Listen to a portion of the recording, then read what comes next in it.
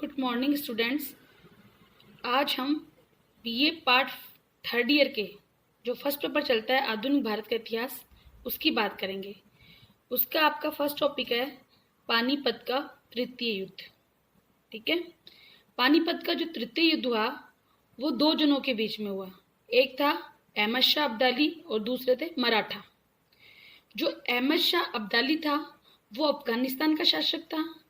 मराठा मूलतः महाराष्ट्र के थे, लेकिन मराठा अपनी शक्ति का विस्तार करते हुए उत्तर तक पहुंच गए थे और पंजाब तक चोट वसूली किया करते थे।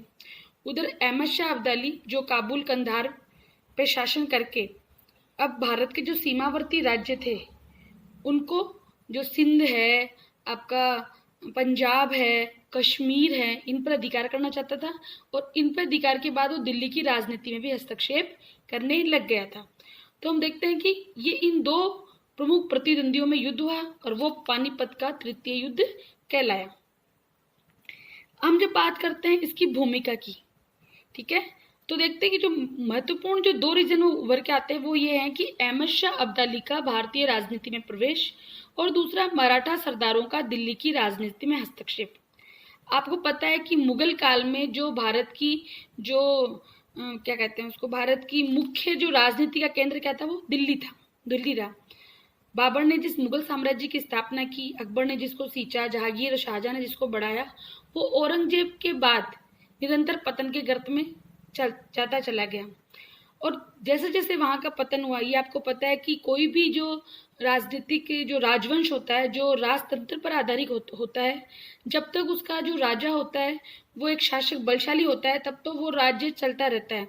लेकिन जैसे ही राज्य शक्तिशाली नहीं होता वो राज्य नष्ट होने लग जाता है, क्योंकि जब उसमें शक्ति नहीं होगी तो जो क्षेत्रीय शक्तियां होती हैं वो प्रभावी हो जाती हैं और वो धीरे धीरे स्वतंत्र होती चली जाती हैं।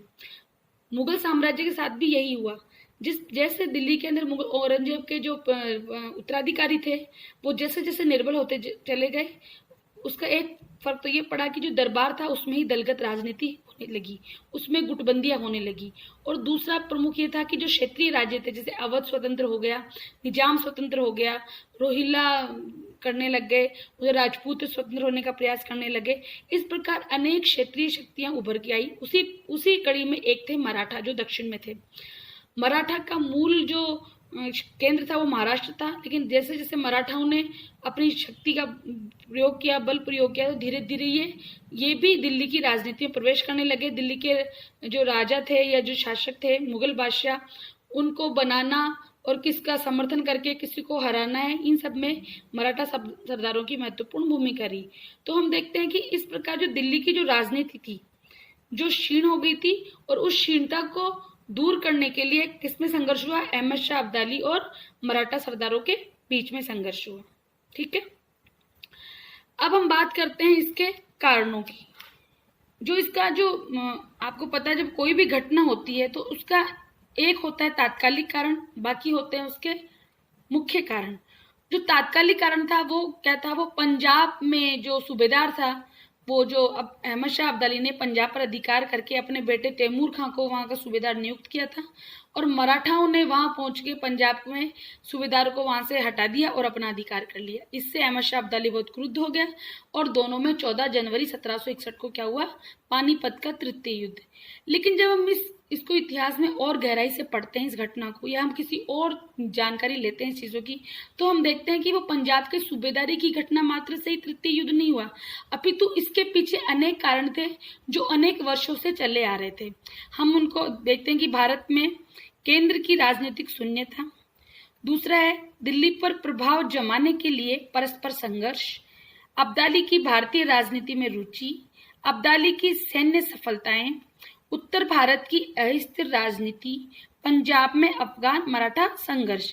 ये जो सारे कारण हैं वो इस जो घटना हुई कब? 14 जनवरी 1761 को, जिसे हम पानीपत का तृतीय युद्ध कहते हैं, उसके लिए ये सारी जो कारण थे वो जिम्मेदार थे। अब हम प्रथम कारण की बात करेंगे, भारत में केंद्र की राजनीतिक शून्यता। केंद्र कौन था? दिल्ली। तो देखते हैं कि दिल्ली में एक लंबे समय तक आपका राजतंत्र रहा, मुगल वंश ने शासन किया, उसके पहले सल्तनत ने शासन किया, लेकिन औरंगजेब की मृत्यु के बाद वहां कोई शक्तिशाली शासक नहीं रहा। इससे क्या हुआ, इससे मुगल सत्ता कमजोर हो गई और इस शक्तिशाली केंद्रीय सत्ता के अभाव में क्या हुआ कि इस जो शून्यता उत्पन्न हुई उसको सब भरना चाहते थे। कौन? उधर से अहमद शाह अब्दाली चाहता था कि उसको पता था कि दिल्ली में गुटबाजी चल रही है, षड्यंत्र चल रहे हैं, तो मैं इस अवसर का फायदा उठाना चाहता हूँ। उधर मराठा चाहते थे कि मैं इस अवसर का फायदा उठा लूं और मैं शक्तिशाली बन जाऊं।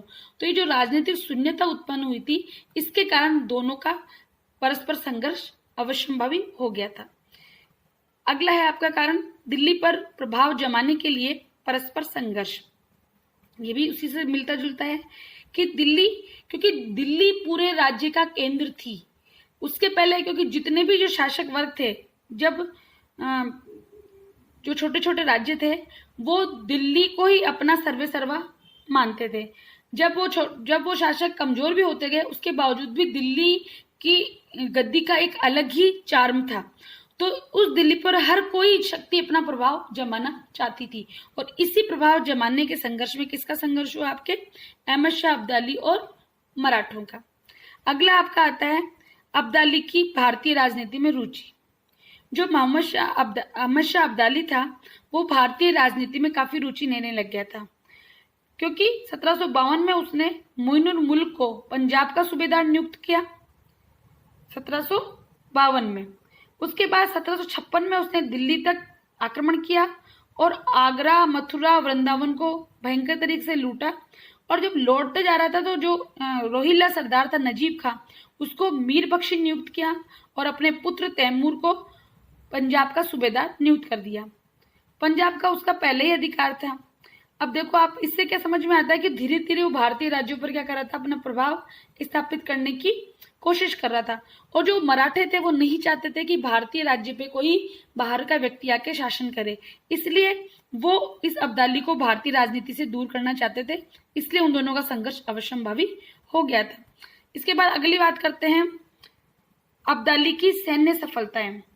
1752 से लेकर 1757 तक अब्दाली को कभी भी असफलताओं का सामना नहीं करना पड़ा। ठीक है, जैसे जैसे अब्दाली की शक्तियां बढ़ती गई, उससे जो क्षेत्रीय शक्तियां थी वो भयभीत होती चली गई। उनको ये लगा कि हम अब्दाली से जीत ही नहीं सकते। दूसरा ये था कि जो मराठा थे वो उत्तर के राज्यों से अत्यधिक मात्रा में चौथ वसूल करते थे या लूटपाट करते थे, तो उत्तर के राज्यों की सहानुभूति भी मराठों के साथ नहीं थी। ठीक है, इस कारण एक तरफ तो अब्दाली की सैन्य सफलताएं थी तो उसका मनोबल ऊंचा था, दूसरी तरफ जो मराठा थे उन्होंने, चूंकि उत्तर राज्यों के जो राजपूत थे वो भी इनके विपक्षी थे, अवध वो भी उनके विपक्षी था, रोहिल्ला वो भी उनके विपक्षी थे, तो इससे मराठों का मनोबल इतना ऊंचा नहीं हो पाया सैनिकों का। और ये भी एक महत्वपूर्ण कारण था कि अब्दाली उसी मनोबल के कारण भारत में और आगे बढ़ने की कोशिश करता रहा। अगला आपका आता है उत्तर भारत की अस्थिर राजनीति। उत्तर भारत की राजनीति में कौन सा गुट किस ग्रुप का साथ देगा ये स्पष्ट नहीं हो पा रहा था, क्योंकि जो अवध का जो नवाब था वो और रोहिल्ला दोनों आपसी दुश्मन थे। तो मराठा ये मान के चल रहे थे कि उनमें से किसी की भी दोस्ती किससे नहीं होगी, अहमद शाह अब्दाली से नहीं होगी, और अगर किसी एक की हुई तो दूसरे की नहीं हो पाएगी। लेकिन हम देखते हैं कि बाद में जो रोहिल्ला का जो सरदार था नजीब खां, वो भी अहमद शाह अब्दाली की तरफ चला गया, और दूसरा जो अवध के नवाब थे वो भी अहमद शाह अब्दाली की तरफ चले गए। इससे क्या हुआ, इससे मराठों को डबल नुकसान हुआ, क्योंकि जो क्षेत्रीय राज्य थे वो उनके साथ चले गए। इससे अब्दाली की शक्ति बहुत अधिक मात्रा में बढ़ गई और मराठों का कोई सहायक नहीं मिल पाया। अगला आपका आता है पंजाब में आंग अफगान मराठा संघर्ष। ये कारण सबसे महत्वपूर्ण था, क्योंकि इसी कारण से बाद में इस संघर्ष की शुरुआत हुई। जब हमने देखा है कि उसकी जो 1761 में जो युद्ध हुआ उसकी भूमिका यहीं लिखी गई थी, क्योंकि मुगल सम्राट ने मराठों को पंजाब से चौथ वसूल करने का अधिकार दे दिया था, किंतु इसके बाद अहमद शाह अब्दाली ने पंजाब पर अधिकार करके उसके पुत्र तैमूर शाह को वहां का सूबेदार नियुक्त कर दिया। लेकिन 1758 में क्या हुआ, मराठों ने तैमूर को वहां से भगा दिया और अब्दाली को इससे क्या हुआ, प्रत्यक्ष चुनौती मिली। अतः अफगान सेनाओं ने 1759 पर अब्दाली के अधिकार को स्वीकार करके कोई कूटनीतिक समझौता कर सकता था, पर उसने ऐसा नहीं किया, क्योंकि ऐसा करने से मराठों की प्रभुत्व को क्या मिलता, हानि होती। अतः पेशवा ने क्या किया, सदाशिव राव भाऊ के नेतृत्व में क्या कर दिया, एक सेना लड़ने के लिए दक्षिण से कहाँ भेजी, उत्तर की ओर, ताकि वो अहमद शाह अब्दाली का मुकाबला कर पाए और उसको भारत की जगह से बाहर भेज पाए। 7 मार्च 1760 को सदाशिव राव भाऊ दक्षिण से उत्तर की ओर चले और अगस्त 1760 में उसने अब्दाली के अधिकारियों से दिल्ली को छीन लिया।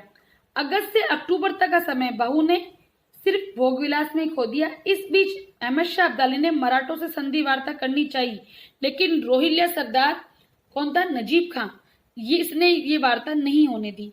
इसके बाद सदाशिवराव भाऊ ने दिल्ली के निकट अफगानों के प्रमुख केंद्र कुंजपुरा पर अधिकार कर लिया।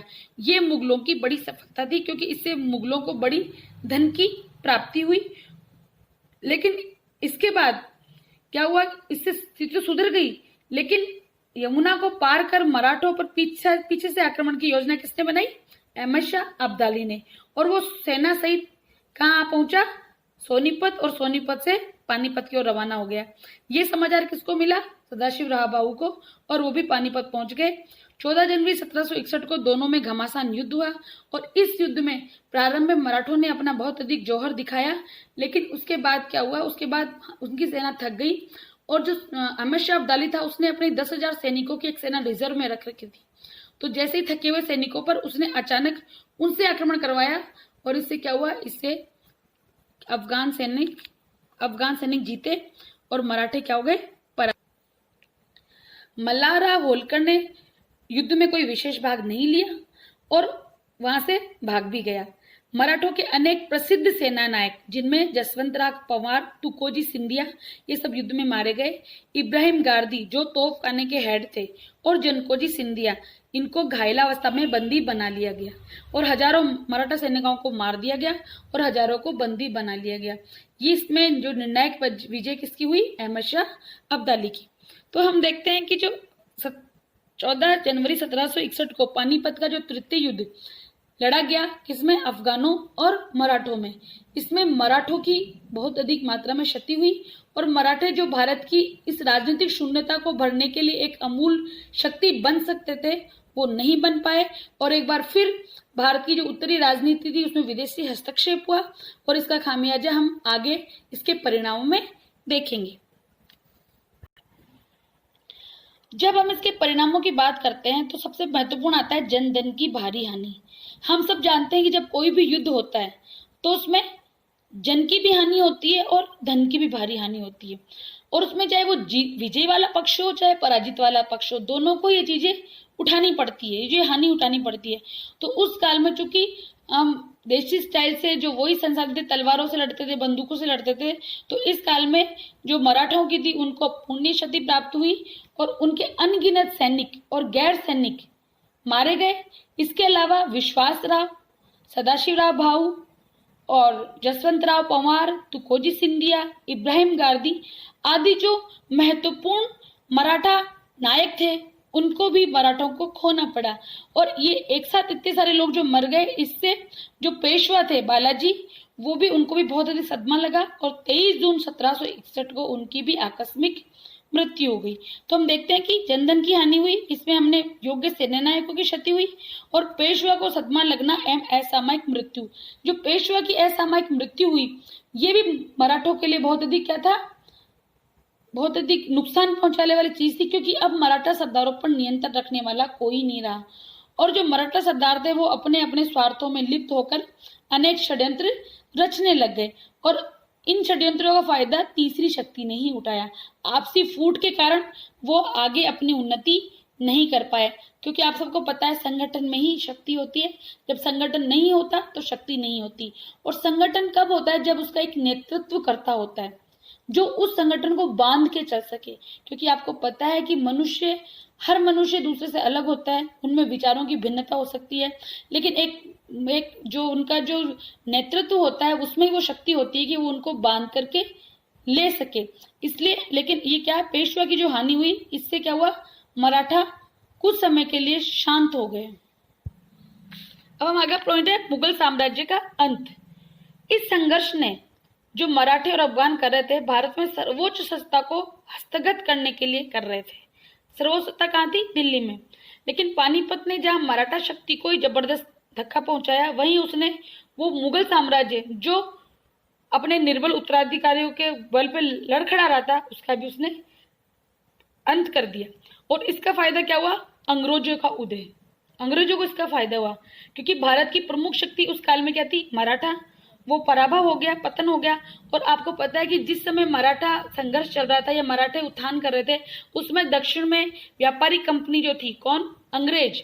उनका और फ्रांसीसियों में आपस में क्या चल रहा था? आपस में प्रतिद्वंदिता चल रही थी।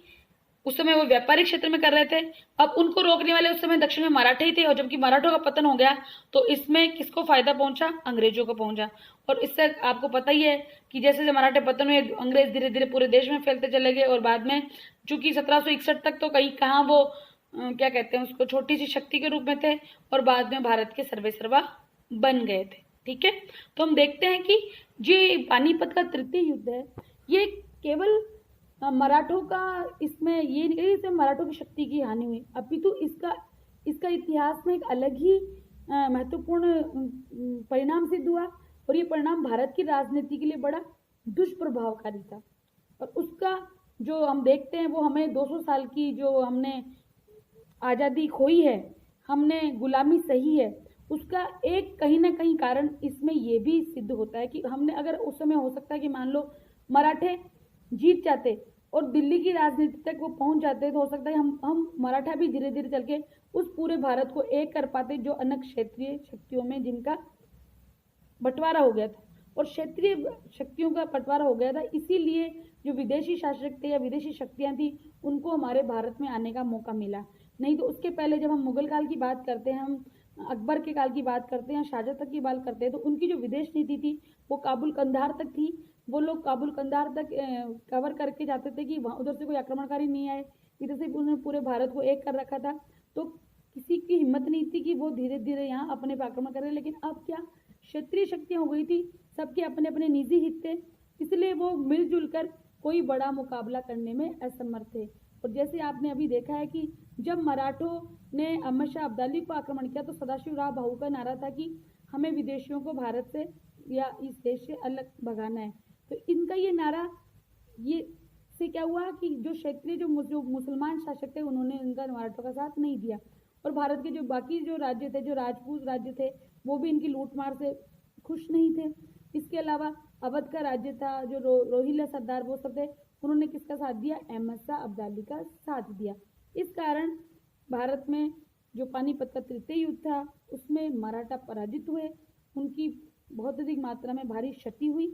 और ये पानीपत का तृतीय युद्ध भारतीय इतिहास को परिवर्तन के मोड़ पे ले जाने में सहायक रहा है। इसी कारण हम जब आधुनिक भारत का इतिहास पढ़ते हैं, तो फर्स्ट टॉपिक के रूप में हम इस टॉपिक को पढ़ते हैं कि पानीपत का तृतीय युद्ध किस प्रकार भारत की राजनीति को दूसरी तरफ मोड़ता है, या भारतीय इतिहास को एक दूसरा ही गलियारा देता है। Okay, thank you.